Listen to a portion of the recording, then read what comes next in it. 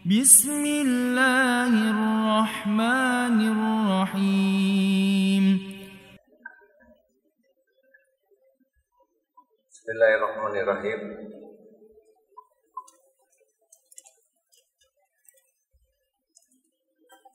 Assalamualaikum warahmatullahi wabarakatuh.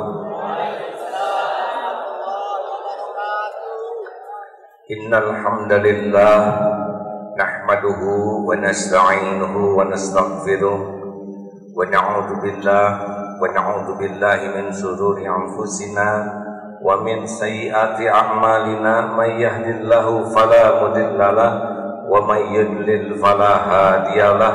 Allahumma salli wa sallim wa barik ala sayyidina Muhammad wa ala alihi wa ashabihi ajma'in.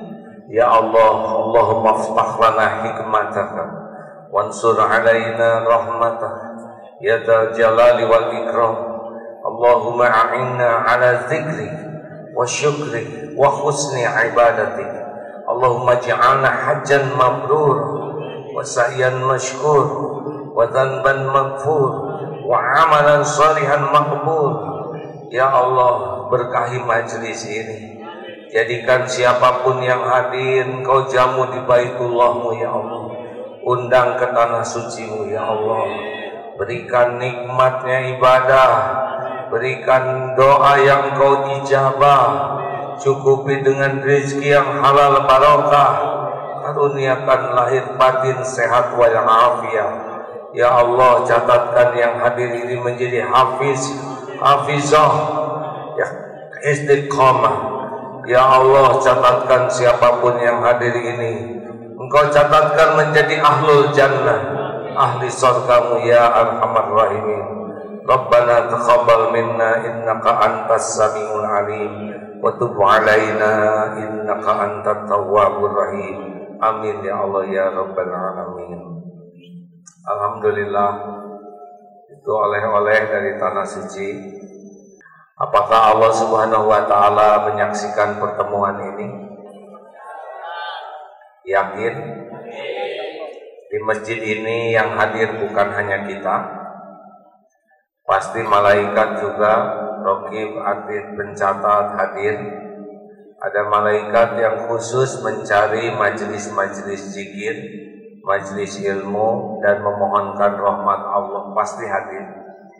Tidak ada orang yang sendirian dalam hidup ini. Dan juga pasti Allah Subhanahu wa taala menyaksikan majlis ini. Wa huwa ma'akum aina ma kuntum wallahu bima ta'maluna basyir. Dan Dia Allah bersamamu dimanapun kau berada dan Maha melihat apapun yang kau kerjakan. Masya Allah. Beruntunglah bagi yang yakin kepada Allah Subhanahu wa taala. Karena yakinlah yang bisa membuat hidup ini ajeg, mantap. Terima kasih Ustaz Dery. Alhamdulillah beliau sudah hadir.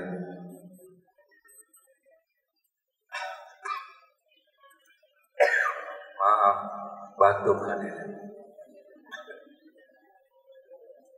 Kalau di Mekah sekarang baru sholat isra dari Bandung jam 2 subuh, berarti sekitar jam 10 malam kalau bisa, beda 4 jam. Apa sih yang paling penting oleh-oleh dari Mekah? Yang paling penting oleh-oleh dari Mekah adalah nambah yakin kepada Allah. Jutaan orang dengan beragam warna kulit, beragam bahasa, beragam karakter, beragam pemahaman tentang tata cara ibadah ada di sana. Jadi kalau ke Mekah itu yang paling utama adalah makin banyak melihat ciptaan Allah. Kalau di sini kan rada susah cari yang bule ya. Cari yang mancung juga maaf ya, pada susah. Di sana komplit, mau yang warna apa saja ciptaan Allah, aneka ukuran, ada yang jangkung, ada yang pendek, ada yang gagah, gemuk, kurus, komplit. Hanya jadi amal kalau mata kepada ciptaan, hati kepada pencipta. Kalau tidak jadi zikir, bisa jadi dosa. Ini orang tinggi-tinggi amat, ini pet pun pendek buntet, hitam kok kayak batu, dosa semua. Jadi rumus dosa itu, kalau tidak sibuk ingat kepada Allah, akan sibuk dengan kesia-siaan dan sibuk dengan dosa. Melihat tubuh orang juga begitu.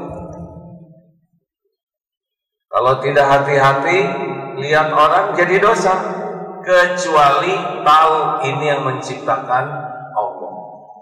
Walaqad khalaqnal insana, Allah menciptakan insan, manusia. Bagusnya jangan jadi sombong, karena Allah yang membuat bagus. Kalau merasa kurang sempurna, jangan minder, karena tidak ada yang cacat, tidak ada yang jelek. Ciptaan Allah, hanya Allah mau bikinnya begini. Lihat yang lebih bagus, jangan iri, karena dia juga bukan keinginannya begitu. Lihat yang kita anggap kurang bagus, jangan menghina, karena semuanya juga Allah yang cipta. Dan siap, kalau ini milik Allah, kita harus siap Allah melakukan apa saja, termasuk batuk ini. Karena tenggorokan bukan punya saya, maaf hadirin, jangan mengatakan yang tidak batuk itu unta ya. Karena badan ini bukan punya kita. Jadi kalau Allah mau bikin sakit, sakit saja.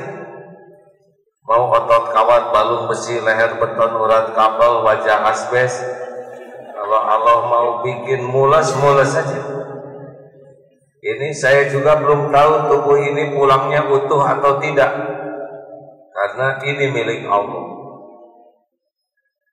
Nah, itu hikmah pertama kalau pergi ke Mekah, menikmati ciptaan-ciptaan Allah. Bahasa juga ciptaan-ciptaan Allah. Surat Al-Hujurat ayat 13. Al-Hujurat ayat 13. Kita simak surat Al-Hujurat ayat 13 ya. A'udzu billahi minasy syaithanir rajim. Bismillahirrahmanirrahim. Ya ayyuhan nasu inna khalaqnakum min dzakarin wa untha waja'alnakum syu'uban wa qabaila lita'arafu inna akramakum 'indallahi atqakum innallaha 'alimun khabir.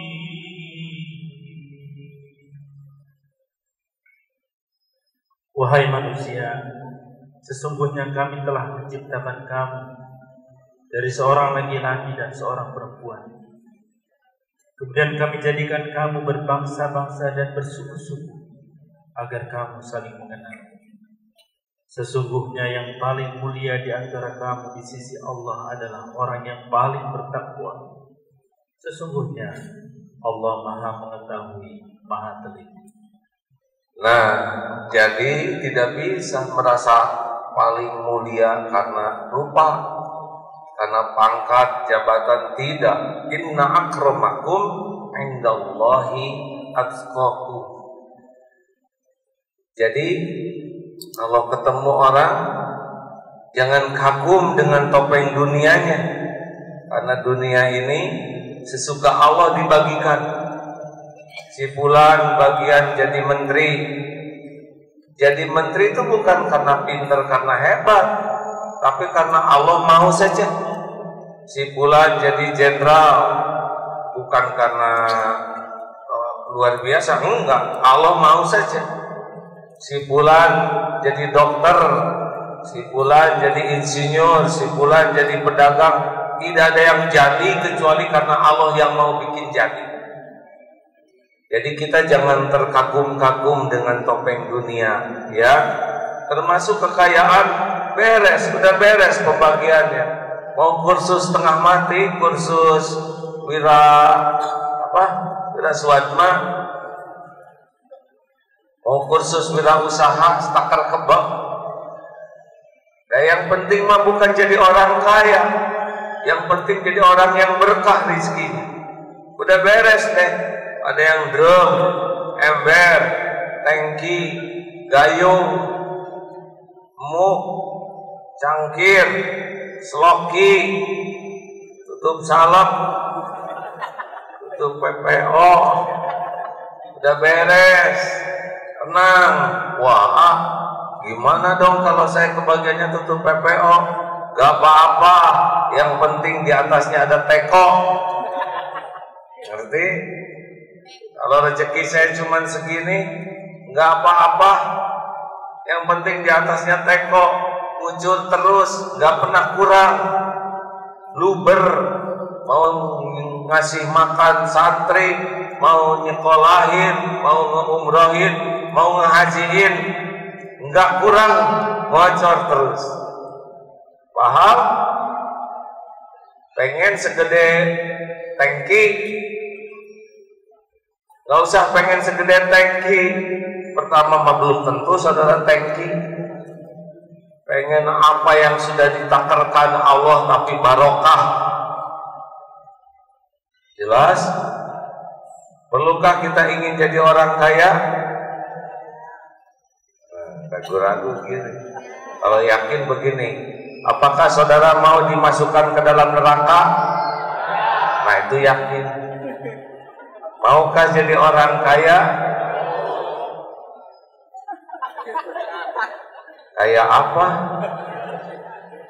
Kaya hati, kaya amal, kaya kebaikan. Kalau kaya harta mah nggak usah pengen, nggak penting. Tidak penting jadi orang yang banyak harta. Yang penting cukup. Kalau harta itu buat makan cukup, buat sekolah, buat beli rumah, buat ke Mekah, buat sedekah. Mau ngapain kaya? Ya, masa buat makan kaya?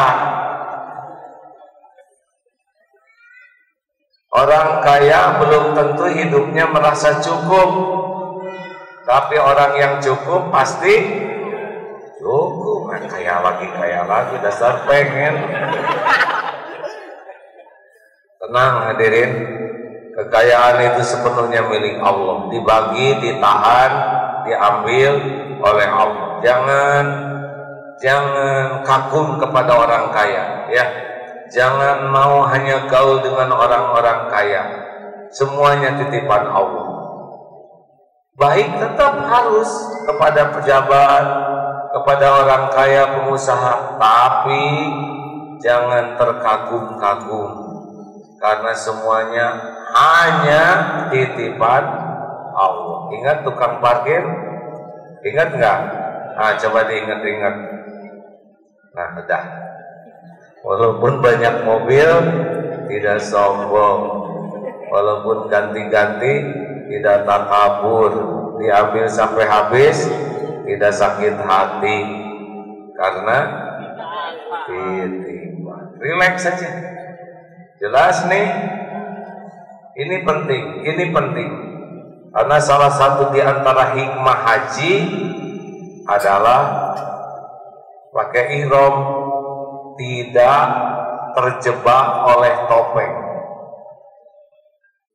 Haji itu pasti berihram, lelaki hanya 2 lembar saja, tidak boleh pakai yang lain-lain, tidak pakai penutup kepala, bahkan sepatu pun tidak ada tumitnya, penutup tumit, tidak boleh, karena di sininya jenderal pakai pangkat di ihram, karena di sininya profesor terus pakai toga, atau karena raja pakai mahkota, nggak diterima.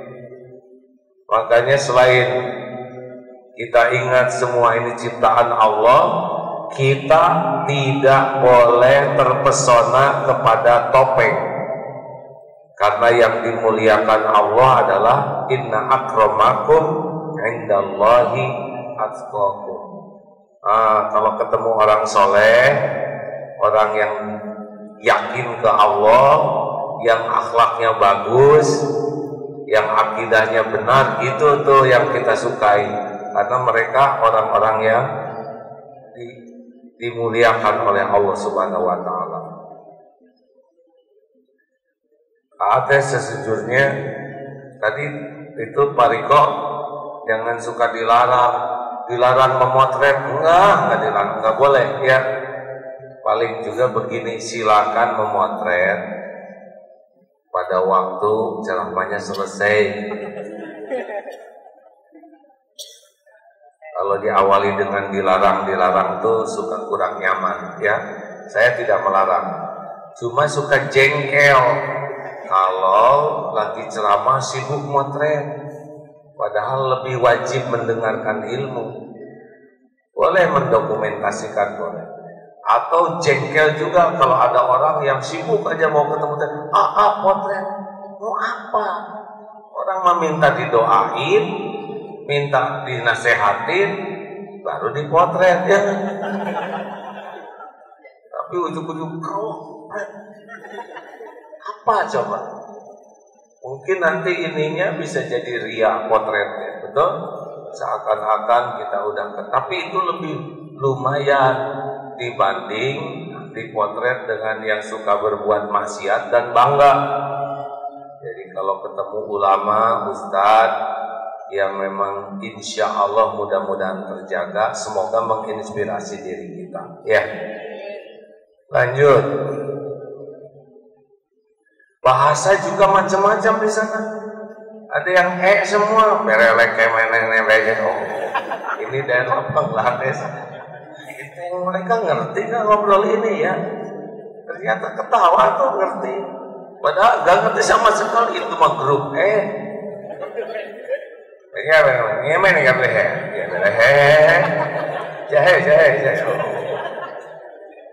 Harus ingat ke Allah yang menciptakan bahasa. Ada lagi yang cangcing cong ya Cina ya, cing ngerti mereka tuh, saya nggak ngerti. Ada yang Rusia,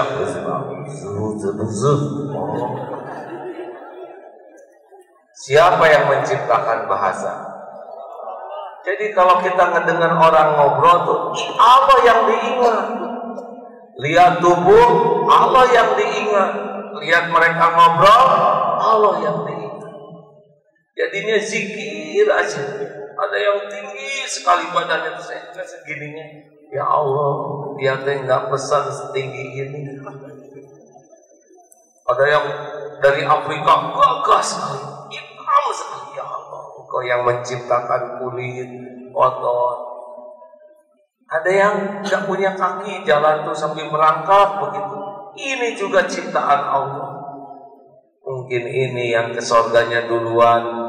Karena ibadah juga wudunya susah, mau ngelamar kerja susah, mau nyari jodoh susah, kemana-mana diremehkan orang karena jalannya jadi seperti binatang.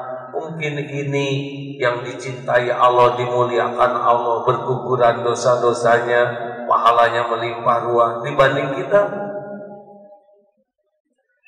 Kalau ingat ke Allah, insya Allah akan jadi kebaikan. Tata cara ibadah juga beda-beda. Allahu Akbar. Ada yang di sini, ada yang di sini. Nyimpen tangan ada yang di sini, Ada yang juga enggak. Coba gimana? Mau marah sama tangan orang lain? Tidak boleh kita Allah. Nah, gitu. Dia khusyuk ingat ke Allah, kita ingat tangan dia. Mereka datang dari berbagai penjuru dengan ilmu yang beragam yang Allah berikan. Surga itu milik Allah, bukan milik kita. Kita mah berharap dimasukkan ke surga, benar? Jangan sampai menghakimi orang, orang itu neraka ya. Tahu dari mana? Siapa tahu sholatnya lebih khusyuk. Dari ibadah beragam, jangan sibuk menilai orang. Ya, ingat baik-baik. Kalau ada perbedaan pendapat, solusinya adalah belajar. Pelajari kenapa ini kunut, kenapa ini enggak. Sesudah belajar, ambil yang paling diyakini, hormati orang yang mengambil pilihan yang lain. Jangan menghakimi, jelas? Karena yang menentukan itu Allah. Banyak perbedaan cabang dalam Islam. Jangan sibuk menghakimi orang lain. Kita tidak tahu bagaimana kedudukan orang itu di sisi Allah. Juga orang intelektualnya berbeda-beda. Ada yang kelihatan dari desa Turki ada, dari desa Afrika, sederhana sekali. Jangan nganggap remeh. Mereka semua undangan Allah. Siapa tahu di desanya, di balik ilmu agamanya yang terbatas, akhlaknya mungkin nempel ke sini semut dari kebunnya. Ini semut nempel. Pulang ke kebun, takut mau ketemu ibu semut. Simpan. Kita tidak tahu.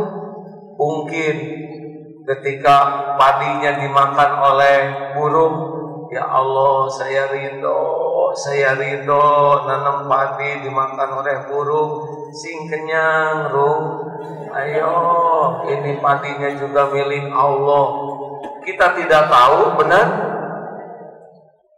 Mungkin sederhana, ngajinya juga belum hebat, tapi hatinya tuh suka sekali nolong orang, suka sekali memuliakan tetangga. Bagaimana mungkin kita menilai seseorang hanya karena pertemuan beberapa saat? Jelas? Pernah ada seorang ulama dengan anaknya di sebuah masjid itikaf. Ketika bangun tahajud, anak ini berkata, Abah, tuh lihat, orang-orang pada tidur melulu, padahal ini waktunya tahajud. Bagaimana menurut Abah? Menurut Bapak sih lebih bagus orang tidur daripada kamu ngomongin orang. Kamu bangun tapi sibuk menilai orang.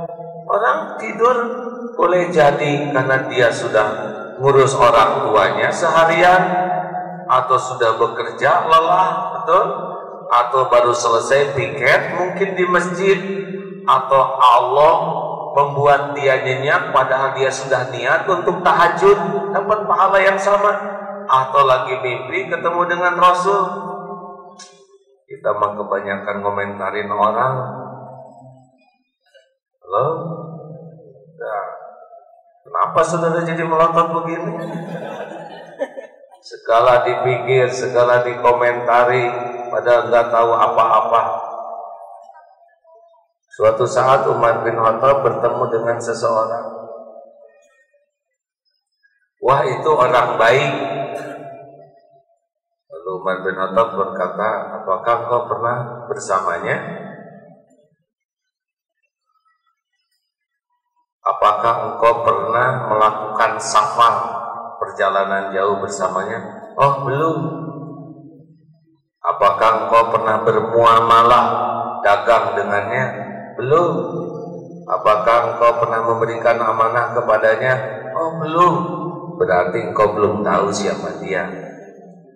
Jadi jangan nyebut, oh orang itu baik sekali. Jangan, paling katakan, saya sudah pernah ketemu dengan beliau di masjid 3 kali waktu itu. Saya bertemu beliau waktu itu sedang baca Quran. Jadi menyebut jelek jangan, tapi memuji-muji berlebihan juga tidak boleh, karena kita tidak tahu. Betul? Ini bagi yang mau merekomendasi 3 hal ini nih. 1, apakah pernah bersafar? Safar itu perjalanan jauh. Karena kalau perjalanan jauh itu akhlak seseorang akan keluar. Karena capek, karena lelah. Nah itu respon spontannya akan keluar. Jauh pisan ke Mekah teh. Iya dong, yang dekat kan Bekasi. Panas banget ya. Itu karena udah nyobain 46 derajat. Padahal ngomong gitu gak jadi dingin. Harusnya alhamdulillah ya, 46 derajat tidak 120. Berdidih kita. Nah hadirin, di dalam safar ini akan ketahuan akhlak seseorang. Apakah pernah bermuamalah dengannya? Muamalah itu bisnis.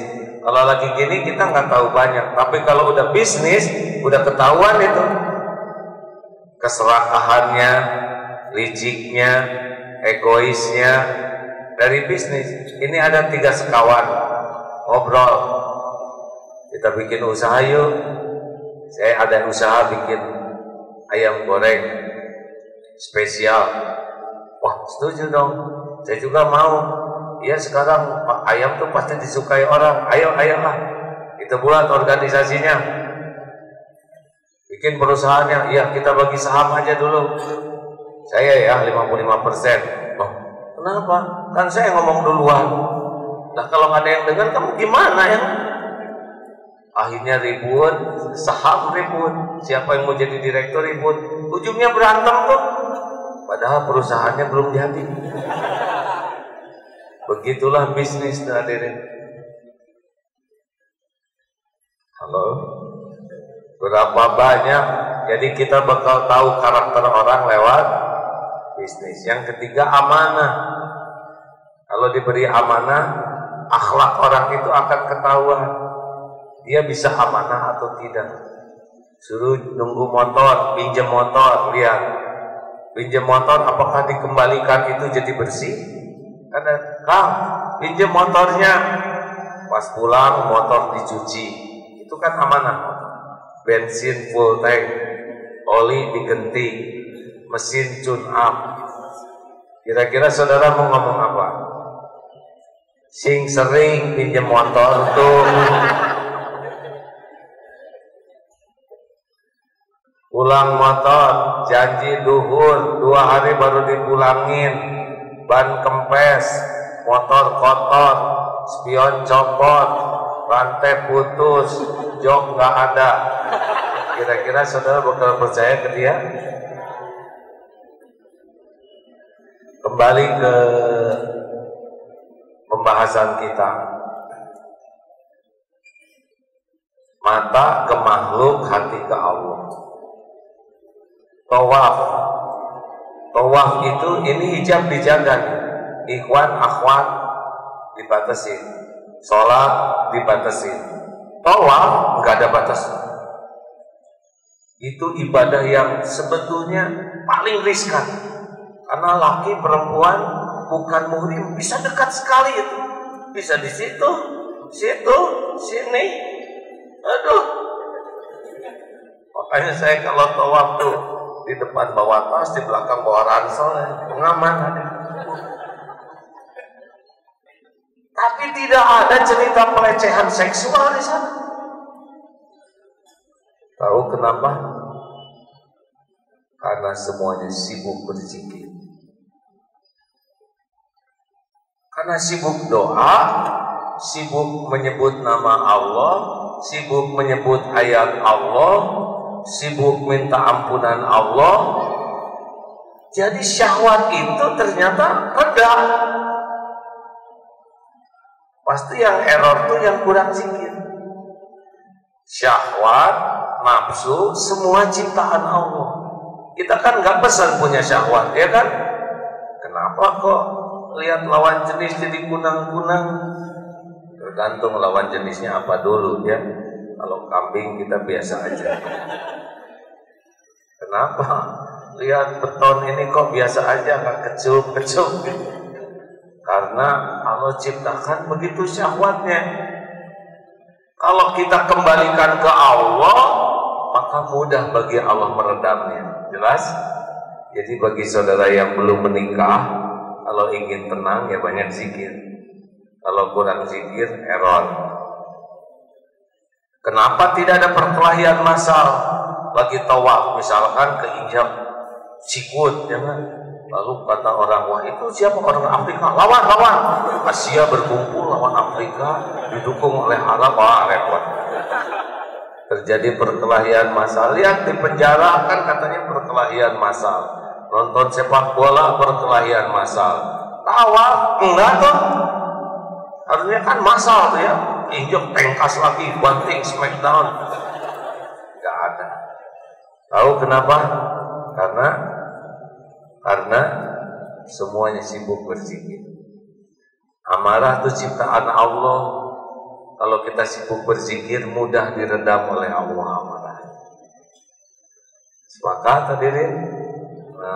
Ingin diundang ke Baitullah, ingin zikir yang banyak dari sekarang.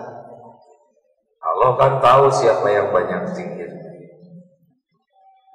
Ihram, maaf saya hikmahnya saja ya.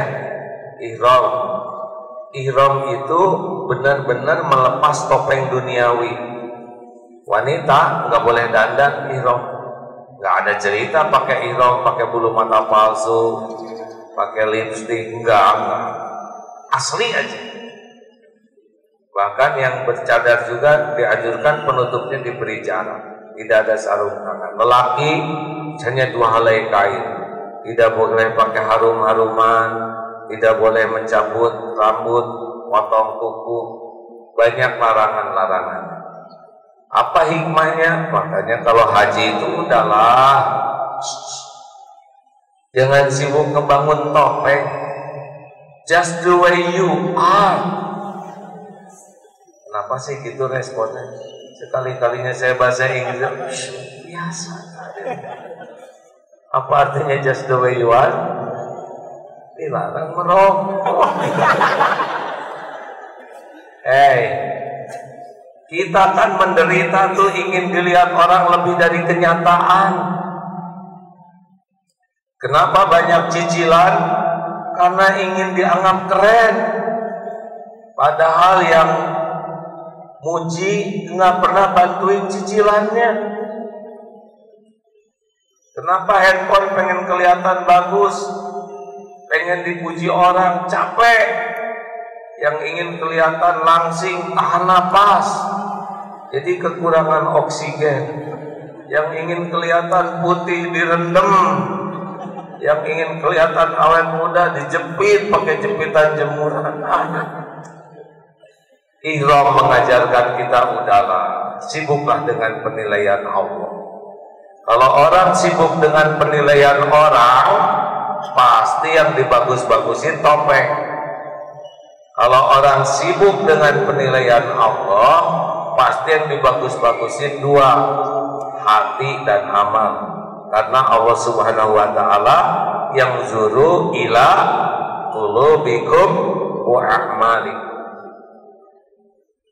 Bu, Ibu, akhwat, pengen tahu kalau sibuk saya berpakaian karena penilaian Allah atau penilaian makhluk? Bisa dilihat dari lamanya bercermin. Kalau yang sibuk dengan penilaian makhluk biasanya bercerminnya lama.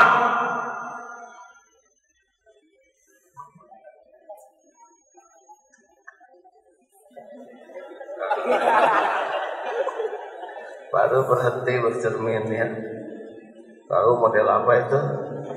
Jilcong, jilbab pocong. Hati-hati, jangan-jangan istrinya begitu.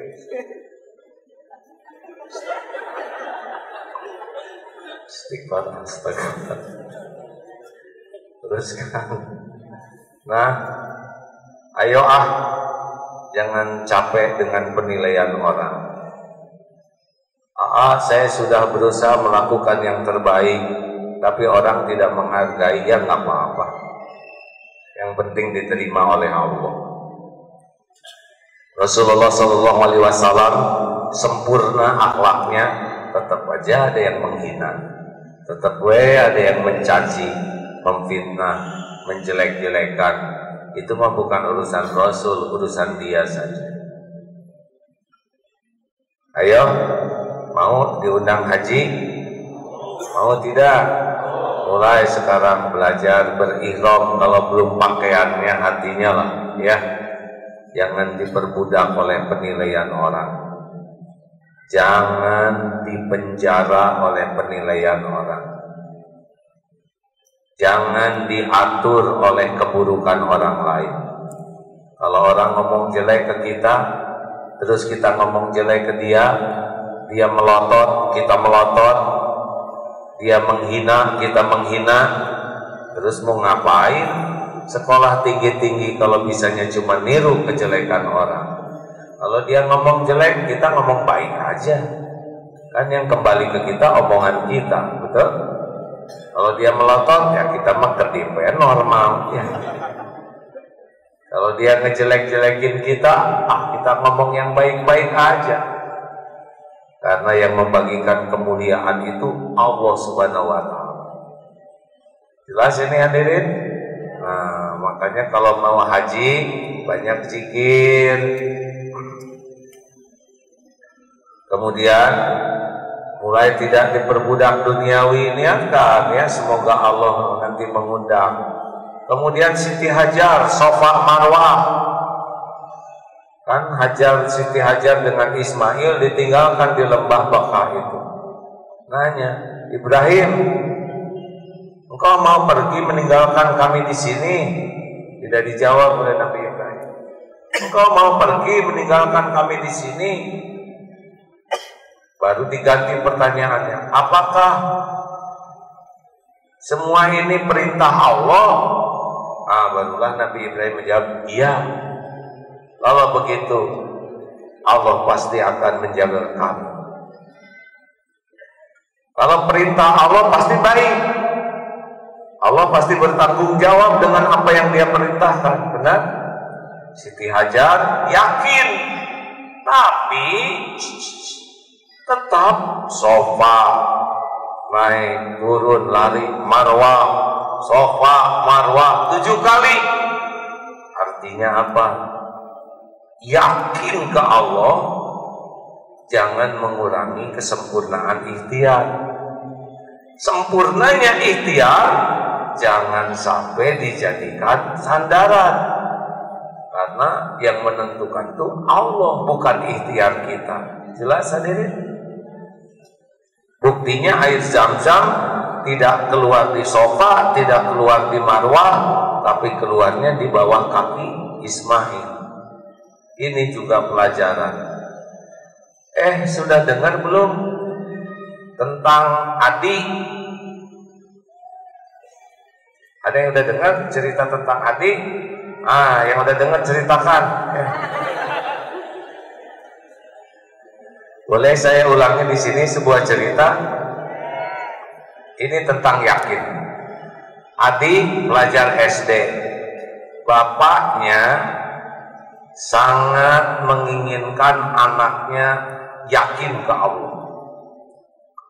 Abah, hari Sabtu ada Dharma Wisata, saya pengen ikut, bah. Harus bayar 27.000. Bagus, nah, kamu minta ke Allah nanti ya. Maghrib kita sholat jamaah. Ada maghrib, ada isya, nanti minta. Pas sholat maghrib, doa nak, kata bapaknya. Kerasin, ya Allah, saya minta uang. Bapak saya pelit. 27.000 aja harus maghrib dulu. Jangan gitu di doanya, langsung. Ya Allah, minta duitnya aja. Langsung pergi itu bukan masalah duit. Kalau kamu mau pergi dan mau bisa, minta dan mau bisa. Ya Allah, saya minta kayak yang bapak saya ngomong barusan. Amin. Isya doa, tahajud doa. Masuklah hari Jumat. Hadis ini berapa bayarnya? 27.000 Pak. Nih, kasih nih. Alhamdulillah Abah, makasih. Ini uang buat bayarin teman kamu yang belum bayar. Loh, saya gimana Bah? Insya Allah kamu Allah yang ngurus. Kok gitu Bah? Udah, pokoknya sedekahkan uang ini ya. Bingung kan? Bu Guru, saya mau bayar. Bener di sini. Tapi ini buat yang belum bayar, Bu Guru. Ada kayak itu si Fulan belum bayar, ya buat dia aja. Lah kamu mana Itu dia Bu Guru. Saya juga kagak ngerti ini. Kata bapak saya uang ini sedekahin. Lalu Adi mana? Allah yang ngurus. Iya tapi kamu tetap harus bayar. Itu dia Bu Guru. Adi bingung. Kalau kamu nggak bayar, kamu tetap nggak bisa ikut. Ya deh Bu, biarinlah. Yang penting Allah yang ngurus. Besoknya hari Sabtu, Adi habis sholat subuh nggak mandi. Adi, kenapa nggak ke sekolah? Kan belum bayar, Bah. Pasti nggak bisa ikut. Pergi itu bukan masalah bayar tidak bayar, bukan masalah kata guru nggak bisa pergi, kata bapak nggak bisa berangkat. Kamu berangkat ke sana tuh masalah Allah nakdirin atau tidak. Kalau Allah menakdirkan kamu berangkat, kamu bakal berangkat. Ayo sempurnakan ikhtiar. Kamu udah doa, udah sedekah, insya Allah tidak disia-siakan oleh Allah. Dandan, pergi aja. Sambil jalan zikir, kamu sholat dulu. Sholat, doa, ya Allah saya udah nyampe di sekolah, bilang gitu. Sudah diamalkan, keluar. Ternyata teman-teman pada naik bis. Udah pada di bis, KM-nya turun. Adi, sini. Adi gembira. Kenapa kamu belum naik? Saya emang belum bayar. Oh gitu berarti kamu bagian jaga sekolah ya. Ayo atuh Assalamualaikum. Adi didadahin termasuk sama yang diongkosin oleh dia. Adi pedih. Ya Allah, ini nasib gini-gini amat. Pergi lagi ke musola. Aduh ya Allah. Beres keluar musola, mau pulang. Ada mobil Alphard hitam. Berhenti, keluarlah adik namanya, temennya. Mobil mana bisnya? Udah berangkat. Kamu kok nggak ikut? Saya kan belum bayar. Kamu kenapa Itu dia, saya telat, macet nih. Oh gitu ya. Masuk adek, bilang ke ibunya, Bu, bis sudah pergi. Si Adi juga nggak bisa ikut, udah belum bayar. Udah, kita susul bisnya, suruh naik. Adi naik yang benar. Naik, kita susul Naiklah Adi ke Alphard hitam. Pintu ditutup. Duduk yang enak ya nak, kata ibunya Adi. Adi mulai nangis. Ya Allah, benar yang diomongin bapak saya. Allah mah pasti ngebalas, ngeliat. Tuh orang lain naik bis, saya enak naik mobil begini. Nangis. Ade bingung. Adi ngapain nangis kamu? Baru pertama kali ya naik Alphard. Si Ade so tau bener ya kan? Enggak Ade. Lagi ingat omongan Abah bahwa pergi itu nggak harus kata ini kata itu, punya uang atau tidak, yang penting Allah yang ngatur. Di tempat rest area berhenti mobil. Kata ibunya, tunggu dulu anak-anak, mau beli makanan. Turun tuh si ibu beli makanan banyak. Masuk, di sarapan dulu nih buat bekal di sana. Dilihat banyak kue. Adi nangis lagi. Ngapain sih Di kamu nangis melulu? Adi ingat 27.000 cuma dapat roti 1. Dia kue segitu banyaknya. Ya Allah, nggak ada yang kau sia-siakan. Nangis. Di rumahnya si bapak bilang sama istrinya, "Mak, kalau si Adi jam 9 belum sampai ke rumah berarti dia jadi pergi. Kalaupun dia pulang berarti itu takdir terbaik buat dia. Mudah-mudahan Allah membuka hikmah." Jam 7 malam habis maghrib Adi pulang. "Apa?" Sambil lari dipelankan ya. Ada talas, Pak. Talas, singkong, tahu. Sambil meluk. Benar apa? Allah mah nggak pernah lalai janjinya. Ini Adi yakin. Tidak ada yang tidak didengar oleh Allah doa. Tidak ada kebaikan yang disia-siakan. Tidak ada keyakinan yang diabaikan. Bagus cerita ini. Si Bapak hebat memang. Bapak yang benar kayak gitu. Ngedidik anaknya lebih yakin ke Allah daripada kepada orang tuanya, kepada omongan orang. Begitulah hadirin. Makanya Bapak Ibu kalau mau haji niat dari sekarang. Jangan sampai membatasi niat gara-gara nggak punya uang. Kenapa nggak pergi haji Bu? Boro-boro ke Mekah. Kami mah orang kecil, sepatu juga nomor 35. Karunia Allah mah nggak tergantung jumlah uang yang dimiliki. Niat dari sekarang. Sudah belum? Yang belum niat sekarang. Ya Allah, saya berniat untuk menjalankan rukun Islam yang kelima. Kemudian ikhtiar, sempurnakan. Gak kuat bayar 35 juta, punya berapa? 5.000, masukin canceling. Ya Allah, saya niat untuk ongkos haji. Masukin aja, gak usah ragu-ragu. Yang biasa merokok, ya Allah, saya berhenti merokok supaya saya bisa ibadah haji. Masukin, coba. Polisi pernah melakukan ini, haji dengan istrinya Pak. Padahal yang dimasukin cuma 10 ribuan. Tapi niat berhenti merokok dan uangnya pakai untuk ibadah haji. Suami istri pakainya. Ayo, sempurnakan ya. Ada seorang pembantu rumah tangga pengen haji.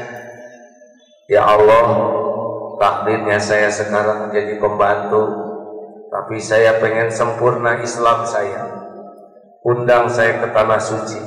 Hanya Engkau satu-satunya yang menguasai takdir ya Allah. Tidak ada yang menghalangi apa yang Engkau tetapkan.